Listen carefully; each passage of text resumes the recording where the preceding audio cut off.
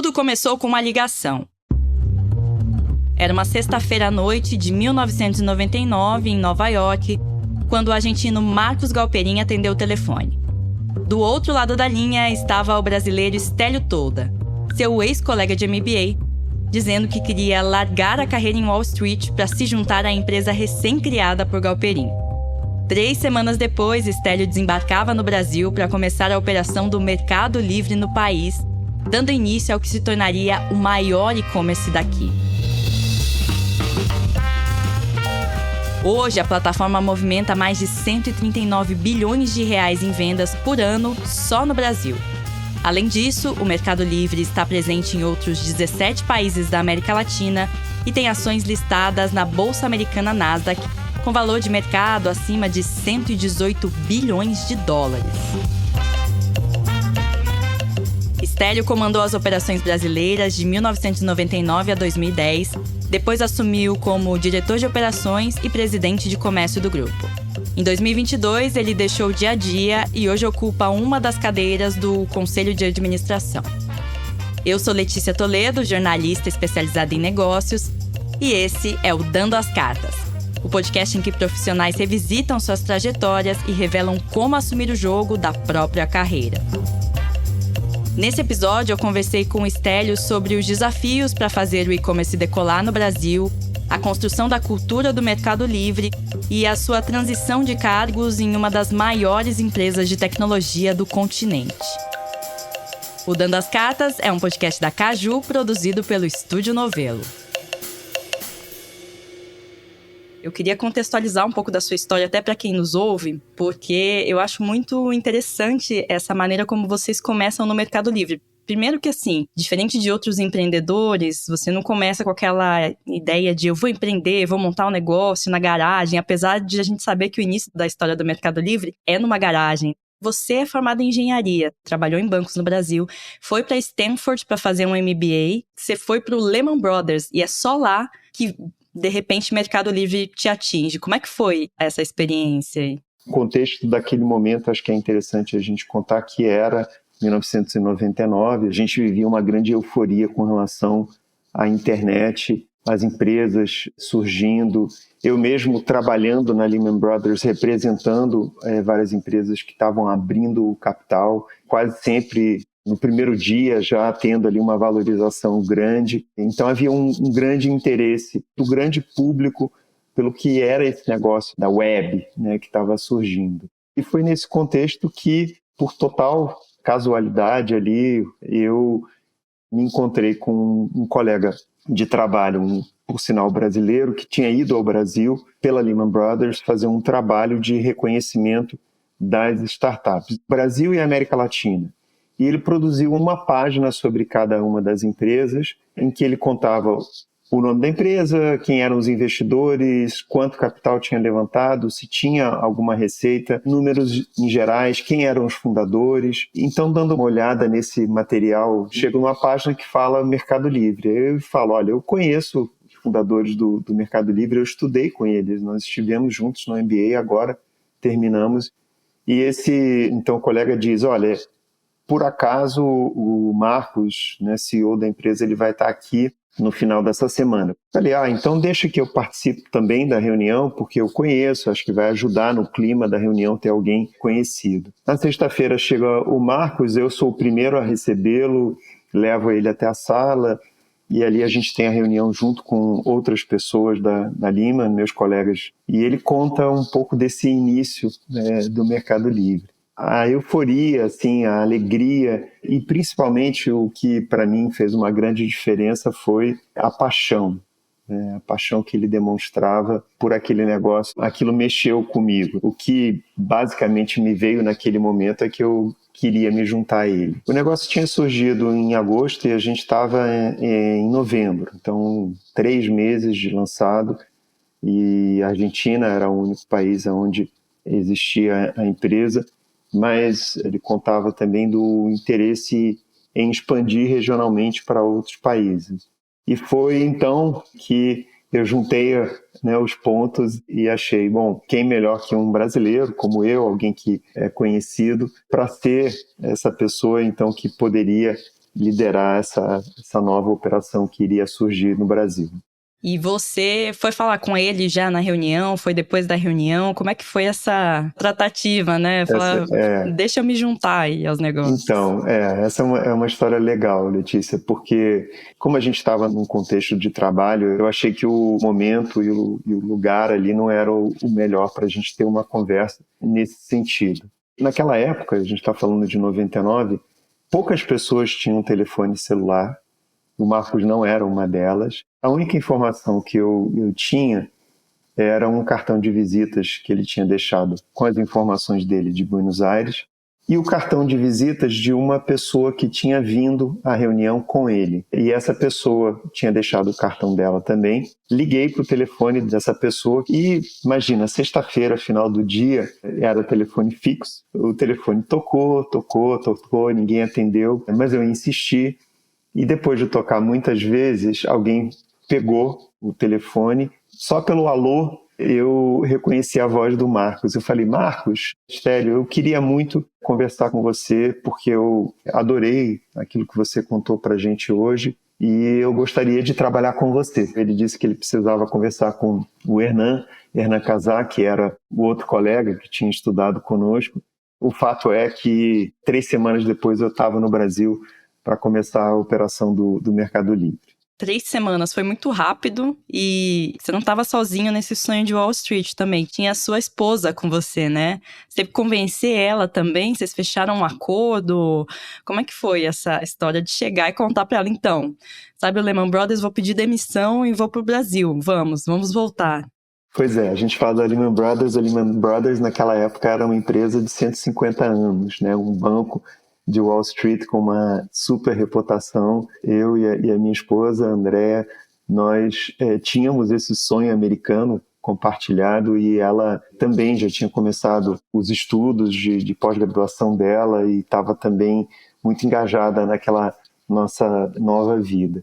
E eu chego em casa naquela sexta-feira com essa ideia na cabeça e a primeira coisa quando eu abro a porta é dizer para ela, a gente vai voltar para o Brasil. E ela olha para mim com uma cara de surpresa, né, achando que eu estava louco, e eu dizia para ela, olha, eu preciso conversar com o Marcos e a gente vai voltar para o Brasil. Nós passamos basicamente um fim de semana ali conversando, pensando no que seria prós, os contras, imaginando como que seria essa volta ao Brasil. Por fim, ela sim topou. A gente fez um combinado que dali a 1 ano, se desse tudo errado, a gente tentaria um caminho de volta para Wall Street, para os Estados Unidos, para o mercado financeiro.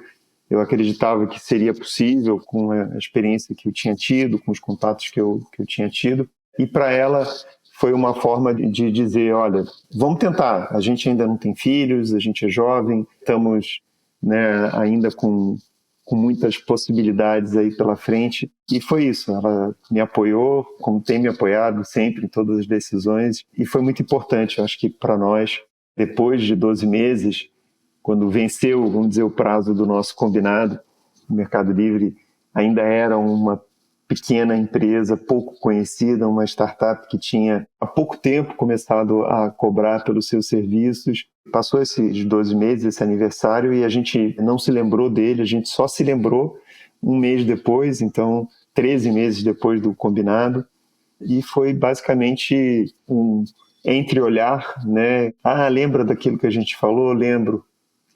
Vamos continuar. Os dois ali tinham claro que tinha sido a melhor decisão, não só do ponto de vista profissional, mas do ponto de vista familiar. Pouco tempo depois nasceu também a nossa primeira filha e a gente estava feliz de estar em São Paulo. Bom, vocês desembarcaram no Brasil 3 semanas, né, depois desse acordo e depois de tudo estabelecido. E você, então, ficou responsável por montar aqui o Mercado Livre no Brasil, é isso? O que teve de maior desafio? O que foi mais difícil? Obter a tecnologia, o capital humano? Foi convencer as pessoas a colocarem seus produtos na plataforma, né? Que no primeiro momento era uma plataforma igual o eBay, né? Que era de leilão de produtos. Exato. O que foi mais desafiador aí no começo? Foi tudo, Letícia. Tudo isso que você disse e mais ainda, né? Mas se eu puder dividir em talvez 3 grandes grupos, eu diria que tinha um desafio importante, que era o desafio de explicar o conceito, né? Hoje a gente está aqui, 26 anos depois, e o e-commerce é né, dos modelos de negócio vencedor nesse mundo de internet, de tecnologia, mas há 26 anos atrás ele não existia. Você citou o eBay, que foi a empresa que nos inspirou, mas a ideia de comprar sem ver, tudo isso era muito, muito novo, e então acho que esse foi um primeiro grande desafio. A gente foi às ruas, né? Literalmente a gente ia visitar as lojas dos vendedores, explicando para eles o que era um site de leilão naquele momento, né? Mas um site de comércio. A gente se oferecia para tirar a foto dos produtos, e a gente ia com uma câmera Sony Mavic, que era uma câmera que tinha um disquete de 3,5 polegadas, a gente carregava aquele disquete, tirava ali fotos do produto, depois levava isso para o escritório com uma lista de preços impressa, com as características, o nome do produto, e a gente mesmo fazia os anúncios, né? Carregava os anúncios. E o mesmo do lado do comprador também, né? Que era um conceito novo de, como é que eu faço para comprar sem ver o produto, sem tocar, sem saber a condição do produto? Nessa parte, Stélio, eu lembro até hoje da primeira compra da minha família no Mercado Livre. Olha que legal. Porque foi meu irmão, resolveu comprar um videogame. Meu irmão mais novo, sempre foi mais adepto das tecnologias. Que legal. E ele resolveu comprar um videogame e eu jurava que ia chegar uma caixa em casa com um tijolo dentro. Eu falava, não é possível. A gente vai ser enganado, vai chegar um tijolo, não vai chegar nada. E aí chegou o videogame certinho. Eu falei, gente, funciona esse negócio de comprar pela internet. Então eu lembro até hoje dessa experiência e desse medo de que o produto não chegasse ali, né? Isso me leva a um segundo desafio, muito legal a história, Letícia, que é o desafio de gerar a confiança, né, de criar a confiança. Confiança no Mercado Livre, né, quem era essa empresa, quem estava por trás dela. Obviamente a confiança entre as partes numa negociação e a qualidade do produto também, né? Enfim, tinha uma questão muito importante da confiança, o que depois até deu origem a algumas das soluções que a gente foi criando ao longo do tempo. O Mercado Pago, né, que hoje é um grande pilar do nosso negócio, ele surge alguns anos depois com o intuito principal de resolver a questão dessa confiança entre as partes. Ele funcionava mais do que só como um meio de pagamento, como um intermediário ali, que era o guardião daquele recurso, até as partes se resolverem. Acho que, por último, um grande desafio de infraestrutura. Sem tecnologia estava ainda no início, o nível de penetração de internet que a gente tinha no Brasil e em outros países da região era muito baixo, era da ordem de menos de 5%, algo como 2%, 3%. Falei um pouco sobre o Mercado Pago, além da questão de confiança, a questão dos pagamentos, né? Como pagar online, cartão de crédito ou algum outro meio, boleto, como é que você paga, como é que você faz a compensação, essas questões de infraestrutura de pagamento e de entrega, né? As questões de logística também foram muito importantes no início e são ainda até hoje, acho que algo em que a gente trabalhou e trabalha muito até agora. E nesse começo, teve também essa questão de vocês começarem como um site de leilão e ter que adaptar o modelo por entender que as pessoas estavam, na verdade, querendo vender ali, comprar e vender, né? E vocês adaptam para alguns modelos até chegar no que é hoje. Nesse período, batia insegurança ou você tinha um otimismo de que vocês estavam só adaptando o modelo e que ia dar certo? Existia muita incerteza. A gente sim foi inspirado no modelo de leilão do eBay. A gente acreditava no leilão também naquele primeiro momento, mas a gente acho que tem uma característica da empresa que teve desde o início e que era a gente se debruçar sobre a experiência dos nossos usuários e a gente buscar sempre a melhora dessa experiência. E o que a gente identificou é que o leilão, como ele tinha sido construído, ele era um leilão que tinha um tempo designado, que eram 7 dias, e isso não mudava. E o que a gente identificou, então, como uma experiência que não era a melhor experiência, é que, às vezes, em questão de poucas horas até, se chegava num preço que era um preço bom para o vendedor e um preço bom para o comprador, mas a transação ficava no ar, aguardando o final do prazo. Então era uma experiência muito ruim. E a gente criou um negócio que se chamava compra imediata para tentar resolver isso. A compra imediata era uma funcionalidade que permitia ao vendedor estipular um preço que terminava o leilão imediatamente. E o que a gente viu pouco tempo depois é que os nossos vendedores começavam a usar aquilo ali de uma forma que a gente não tinha imaginado, que era colocar o preço inicial igual a preço compra imediata. Então, o copo eu começava a vender a R$50 e o preço compra imediata era R$50, o que na prática é uma venda direta, uma venda a preço fixo, não tinha leilão.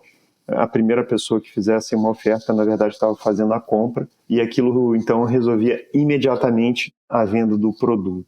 A gente fez antes mesmo do que o eBay lançar, né? Então, o eBay tinha sido a nossa inspiração, mas nem por isso a gente estava contente em só copiar o que o eBay fazia. E mais, o que a gente viu foi que, ao longo do tempo, então, vendedores profissionais, pessoas que viram ali uma possibilidade de usar o canal como um canal de venda, passaram a vender produtos em quantidade, a preço fixo, produtos novos, e isso se tornou, então, efetivamente um site, um marketplace de comércio eletrônico. Ao longo do tempo, a gente até acabou matando o leilão e nos dedicando exclusivamente só à venda de produtos a preço fixo. Acho que voltando na tua pergunta sobre ter ali dúvidas, momentos de perder o otimismo, eu nunca senti isso, porque ao longo de todos os momentos, a gente tinha uma prática que eu instituí ali no Brasil, que era a gente diariamente contar o número de transações que tinham acontecido no nosso site e dos nossos principais concorrentes. A gente tinha pelo menos 3 concorrentes que tinham levantado recursos e que estavam investindo, e eu fazia uma contagem e colocava isso na parede todos os dias. E nem sempre a gente era o primeiro, geralmente não éramos o último, mas estávamos ali disputando o primeiro lugar. Mas o que me inspirava, né, e o que dava, acho que, uma confiança, é que cada dia o número que eu colocava ali de transações era maior do que o dia anterior. Não teve nenhum dia em que a gente via, né, uma oscilação, uma queda. E por último, eu diria que é necessário para o empreendedor ele ter esse otimismo. É preciso que ele, que ela acredite para além do que os outros acreditam.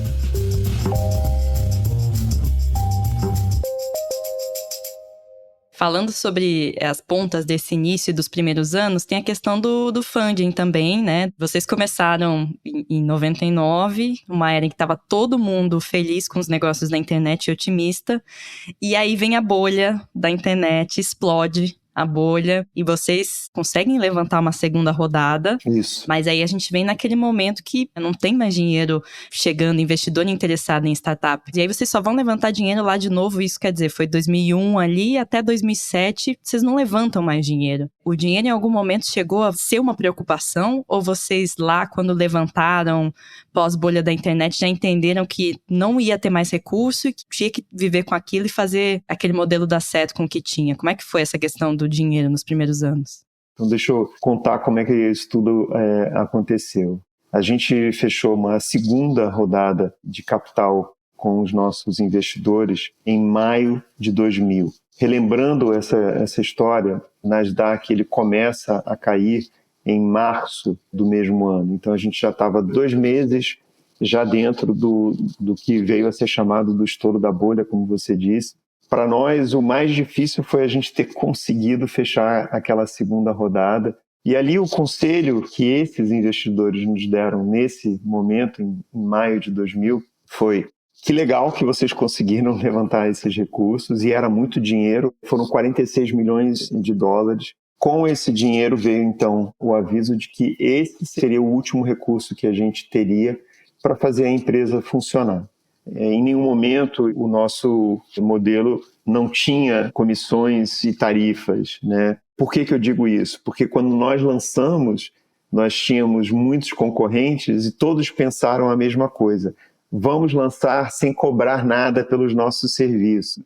É assim que a gente vai atrair os vendedores. Então a gente tinha aqui no Brasil um mercado com 4 jogadores, o Mercado Livre sendo um deles, e que tinham levantado os recursos e nenhum deles cobrava pelos seus serviços. E esse aqui que vos fala foi o que decidiu então começar a cobrar uma tarifa na época de 3%, era uma comissão basicamente cobrada ao vendedor por juntar, né, com o comprador. Começamos em agosto, um ano depois de ter lançado o Mercado Livre, nós começamos a cobrar no Brasil, começando com 3%. 2 semanas depois, um dos nossos concorrentes começa a cobrar 2,7%. Uma semana depois, um terceiro concorrente começa a cobrar 2,5%. A gente começou a cobrar, a gente começa a ter alguma receita. No primeiro mês em que a gente manda as nossas faturas para os nossos vendedores para receber as nossas comissões, 95% não nos paga, só 5%. Então foi uma inadimplência gigantesca. E aí começa então um enorme desafio, que é o desafio também de não só, né, cobrar pelos serviços, mas fazer com que os nossos vendedores nos paguem. E isso nos leva ao longo aí de vários anos, até o ano de 2006, quando efetivamente então o Mercado Livre se torna break-even, né? A gente começa ali a empatar. E para quem está se perguntando, esses outros concorrentes não sobreviveram, né? Desses principais concorrentes, nós compramos todos eles. E aí, quer dizer, a saída dos investidores depois desse longo período com vocês vai se dar em 2007 no IPO, lá na Nasdaq, né, nessa bolsa conhecida por abrigar empresas de tecnologia, e foi a primeira empresa de tecnologia aqui da América Latina, né, a abrir capital lá. E hoje a gente tem muito uma visão aqui de alguns empreendedores do mercado brasileiro que o IPO é o grande marco, é o grande objetivo e faz toda aquela festa quando se tem um IPO. Sim. Mas pelo que eu soube da história de vocês, foi uma coisa bem tímida, né? Acho que nem você estava presente lá na Nasdaq. Nem eu, nem o Hernan, na verdade, só o Marcos. Foi uma grande festa, sim. No nosso caso, não estando presente lá para tocar, né, o sinal lá de abertura do pregão, mas foi sim uma sensação muito especial, assim, de quase você ter um filho se formando, né, um filho cumprindo uma etapa. Foi assim que a gente sentia. Mas a gente sempre encarou isso como uma etapa, mas não a última etapa, né? Eu acho que o quanto o Mercado Livre já cresceu depois disso fala um pouco disso. No ano de 2006, nós faturamos 50 milhões de dólares.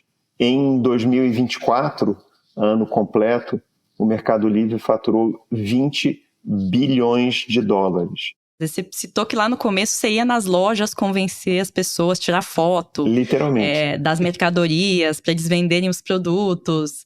E aí o time foi crescendo, né? E você permaneceu como responsável pelas operações aqui no Brasil até 2010, depois virou COO da empresa. Eu queria entender como é que foi para você, como é que você foi desenvolvendo uma habilidade como gestor e uma habilidade como profissional para acompanhar todo esse crescimento da empresa, que é uma coisa que muitos empreendedores têm dificuldade, né? Gostam de fazer aquela fase inicial até de levantar a empresa, Sim. Mas e depois? Você mudou muito o seu estilo de gestão ao longo do crescimento da empresa?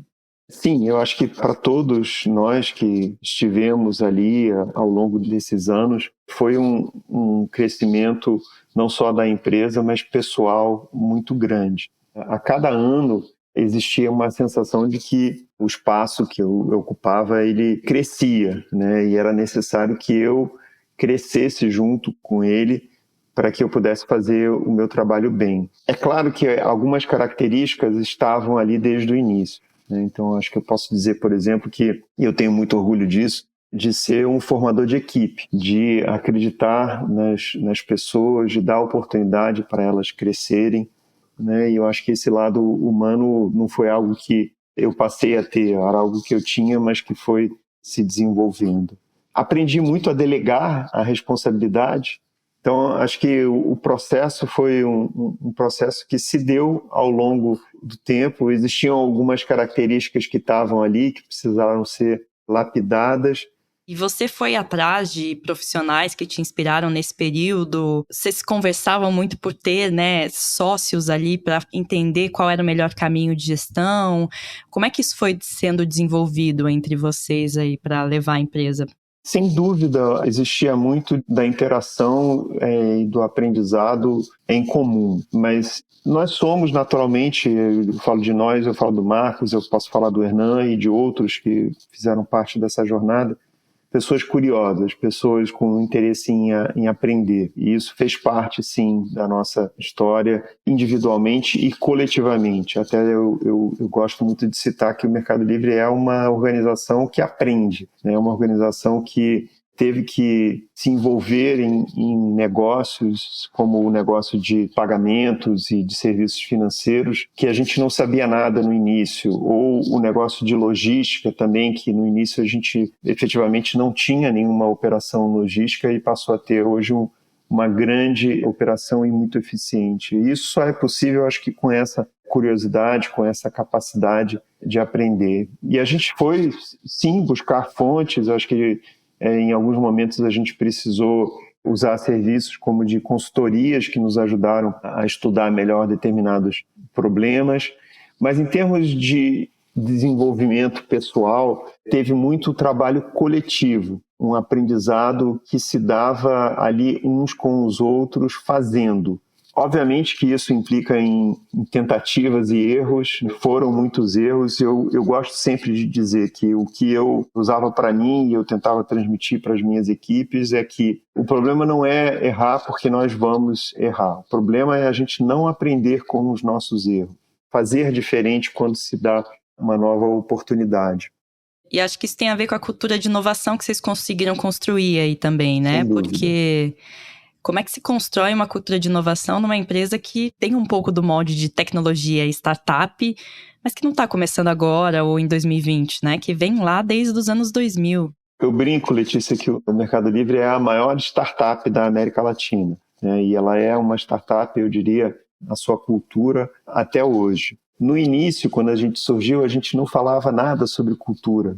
Cultura era basicamente o que a gente fazia e o que era observado. Aqueles que foram se juntando, foram observando os líderes e tentando replicar o exemplo deles, e isso foi como uma cascata, né? Foi passando ali de nível para toda a empresa. Só no meio dessa história, ali por volta de 2012, 2013, é que a gente efetivamente sentou e decidiu que era preciso a gente codificar essa cultura. Então a gente contratou sim uma empresa especializada nesse trabalho de cultura que entrevistou de forma bem profunda os líderes da empresa. Depois ela juntou um grupo que não era desses líderes originais, mas eram pessoas que tinham relevância dentro da organização para conversar sobre o que eram os valores da empresa. Esse trabalho depois foi apresentado para os líderes originais da empresa e a gente burilou um pouco esse trabalho para chegar no que hoje são os valores culturais da empresa.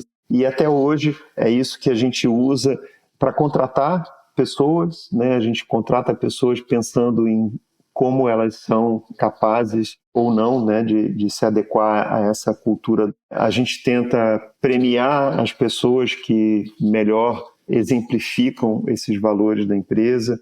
A gente procura também promover e até treinar as pessoas também para que elas entendam o que é a cultura da empresa. A cultura é isso, né? De ou você engole as pessoas, né? Quer dizer, elas se adaptam ali, ou ela repele, né? Quem não tem a ver ali, né? Com os negócios mesmo. É interessante você dizer isso, Letícia, porque foi algo até que, para mim, como gestor, isso foi uma coisa que eu tive um pouco de dificuldade de me adaptar, que era o seguinte. A gente fala muito no Mercado Livre no como e no que. O que você faz tem a ver com as suas metas, com aquilo que é proposto como objetivo, mas tem o como você faz, né? Que é como você trata as pessoas, como você está alinhado ou não com a cultura da empresa. E aonde eu tive a dificuldade era acreditar que era possível, às vezes, mudar o como. Em algumas situações, você tem pessoas que são muito eficientes, fazem muito bem o que, mas que têm uma enorme dificuldade em como fazer, né? No como elas tratam as pessoas. E isso eu aprendi que é muito difícil você mudar. Eu tentei, em algumas instâncias, ajudar as pessoas dar feedback e fazê-las entender como era importante e que para o Mercado Livre não era só o como também era importante. Em algumas ocasiões eu fui, então, obrigado também a demitir essas pessoas, porque eu via que elas não foram capazes, então, de se adaptar à expectativa que a gente tinha do comportamento das pessoas.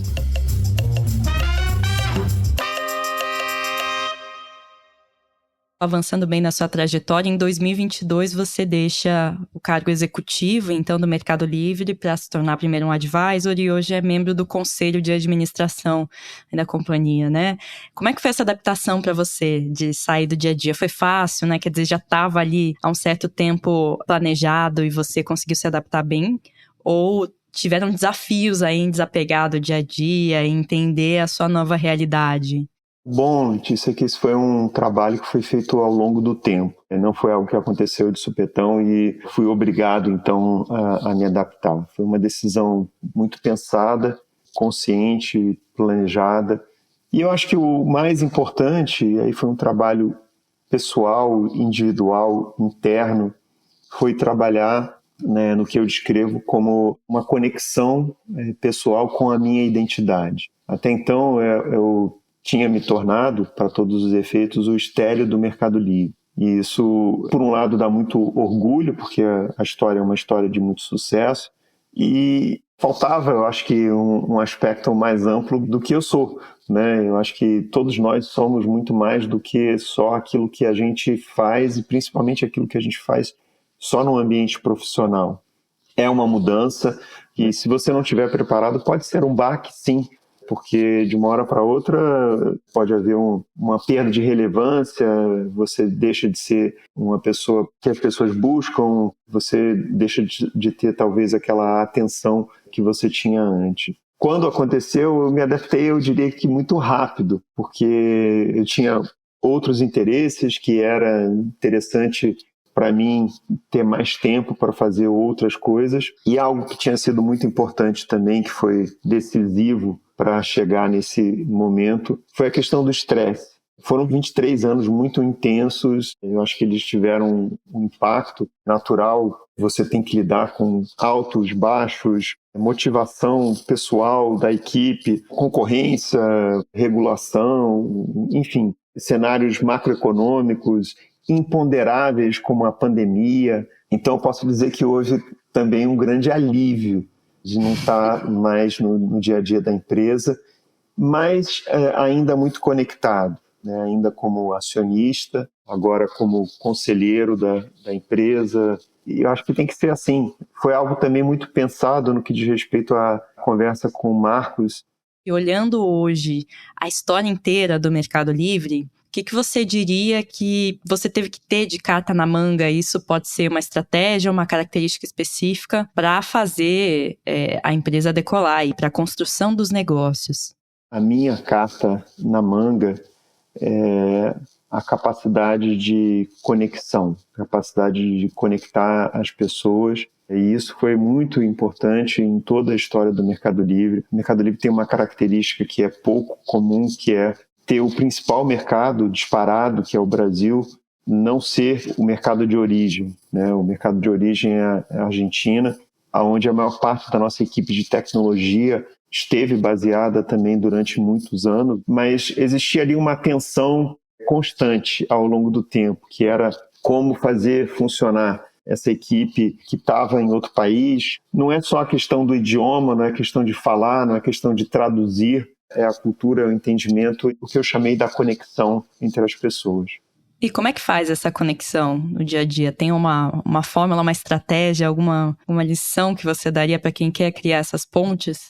Olha, tem uma questão importante que é você lidar com o seu ego. Porque muitas vezes as pessoas partem muito do que elas conhecem, na visão de mundo delas, e não dão muita abertura a ouvir um ponto de vista diferente. Eu acho que a história do Mercado Livre é uma história de muito sucesso, porque é uma história em que existe esse embate de ideias, mas no campo das ideias. E é algo que eu até tentei, eu acho que durante a minha gestão, de certa forma, ensinar para os meus liderados, né, para as equipes, a a tentar colocar o ego um pouco de lado, a encontrar o que é comum, né? E tipicamente é o aspecto humano, a gente encontra coisas em comum entre nós, e ter um ambiente para discussão de ideias em que eu posso confiar em você e você em mim, porque a gente tem uma conexão, né, vamos dizer, humana, e a gente pode discordar, a gente pode ter opiniões diferentes e a gente pode trabalhar para chegar numa coisa melhor.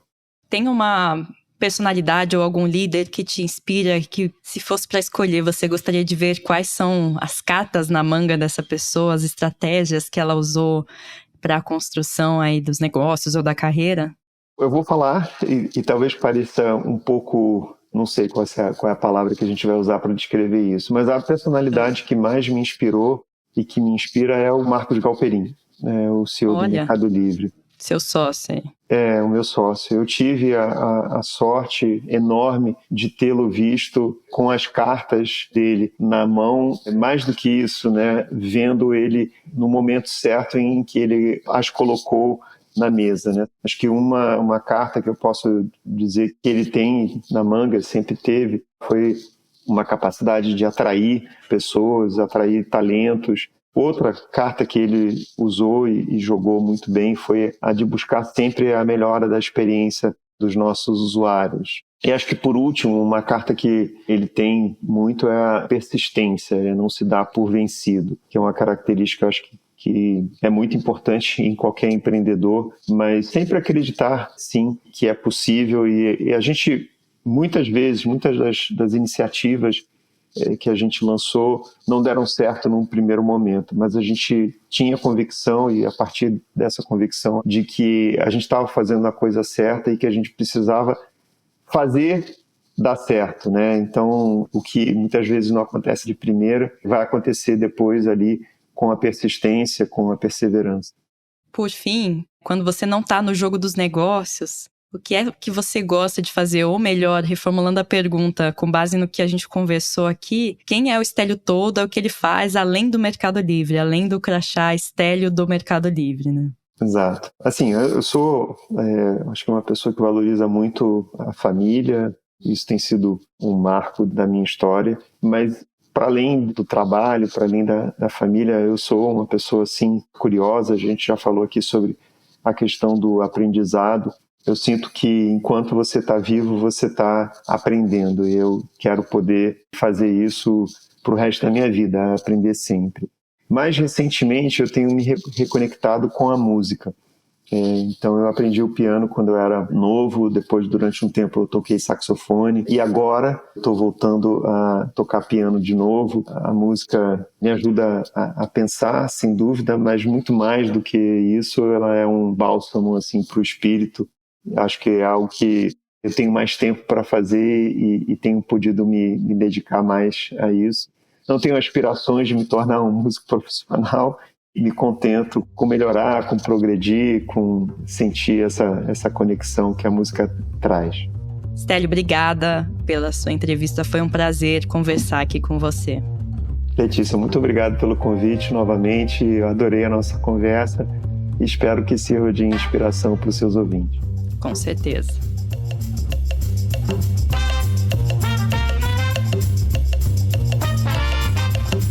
Obrigada por ouvir o Dando as Cartas.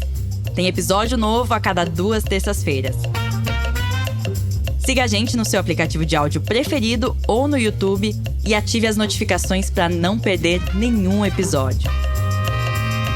E se você tem algum profissional que te inspira e que gostaria de ouvir aqui no Dando as Cartas, manda pra gente. É só deixar a sua sugestão nos comentários desse episódio no Spotify, no YouTube ou nas redes sociais da Caju.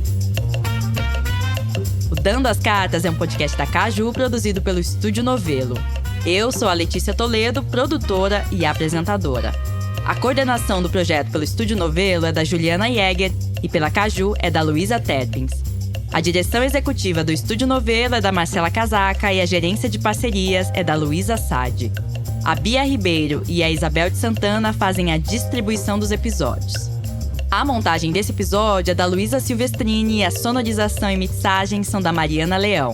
A trilha sonora original do podcast é da Stella Nesrini e a identidade visual é da Natasha Gompers. Até o próximo episódio.